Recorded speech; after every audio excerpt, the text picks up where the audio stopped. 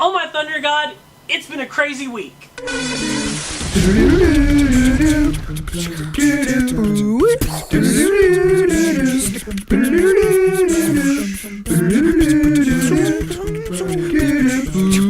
Everyone is Kung Fu fighting, and my pick of the week, Master of Kung Fu 126. Shang-Chi is back in the spotlight for this one-shot issue written by CM Punk. The Marvel Universe is chock full of fighters, but only one of them is the Master of Kung Fu. Literally, no one in the Marvel Universe can match his speed or skill, so it's always fun to see Shang-Chi headline a book. And author CM Punk isn't the only one with the martial arts history. Artist Dalibor Talij actually joined us today to tell us about the book himself.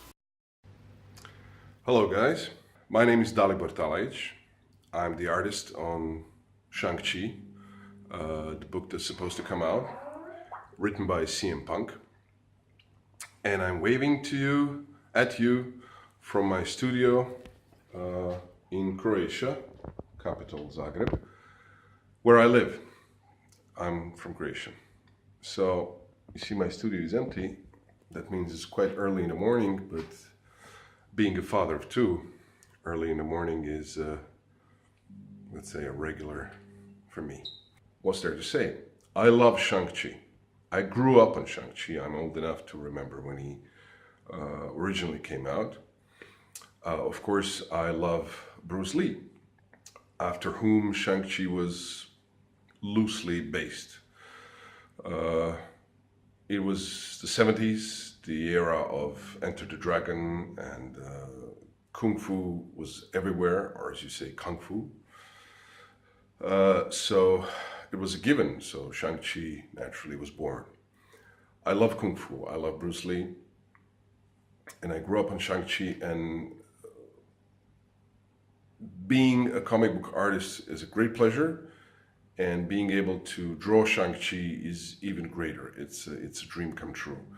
I already had that dream come true a couple of years ago when I did with Hayden Blackman, Master of Kung Fu miniseries. It was in Secret Wars Battle World Marvel segment.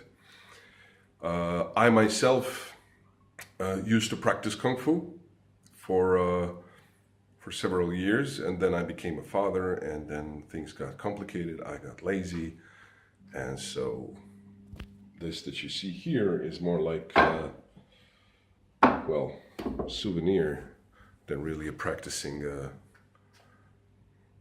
tool, but still, I love to surround myself with the Kung Fu, the mindset of it, the elegance of it. That's what I love. Anyway, being a Kung Fu practitioner, I take care a lot about choreography. Now, this is something that I resented very much, even though I loved original Shang-Chi series. I always resented the choreography in fight scenes. And this is something I take care of very much. And I hope you can see that in the comic while you read it. And I do hope you enjoy it because it's very skillfully written. It has some really funny dialogues, and it's a wacky story. Not something you would expect. And as I said, let's make Shang-Chi A-lister again. Bye. Big thanks for Mr. Talij for joining us on the show today. I'm really excited for this book. Shang-Chi is one of my all-time favorite characters. I think everybody should get this book. For merchandise this week, I have a bunch of new statues. I'm going to start off with a couple of DC Kotobukiyas. I have Flash from CW's television show, and Superman from Rebirth. Also from Kotobukiya are a couple of Marvel statues. It's the Bushido Miss Marvel, and from the Spider-Man line, a brand new Venom. We also have a really cool statue of cult favorite Vampirella by superstar artist Art Adams. And for video game fans, a really nice statue of Link from The Legend of Zelda. And one more from DC. It's a Justice League Batfleck statue. It's about a foot tall, and it's really detailed. And now it's time for Hypetrain, where we give you the latest from the nerd world. First up, we gotta talk about Thor. Ragnarok is killing it at the box office. Make it your top priority. If you haven't seen this movie, we saw it last Thursday.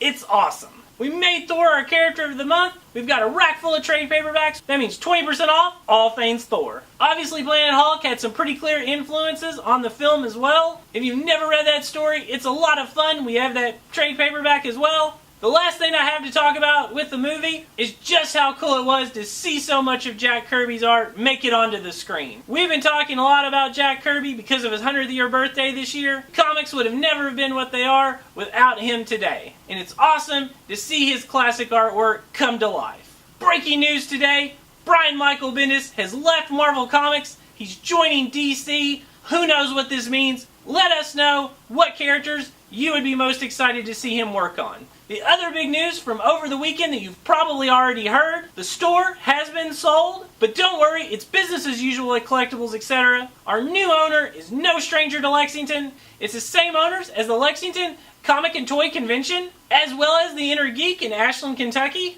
The shop can only improve from here. We've already got some new stuff going on. We're going to tell you about it right now. We're bringing back vintage comics and toys. Let me know if there's any key issues you're looking for. All of our back issues have dropped from cover price to just $1, and we're blowing out the discount trades at $2 a pop. I'm sure I'm going to have more awesome news to tell you in the next coming weeks. We have an awesome Black Friday sale coming up. I'm going to tell you about that next time. We're going to be getting in a whole bunch of awesome new stuff for the holiday shopping season, so stay tuned. We're going to be bringing you all the awesome comic news every Tuesday night. Thanks for watching. Remember to like this video, and as always, I'll see you on Wednesday.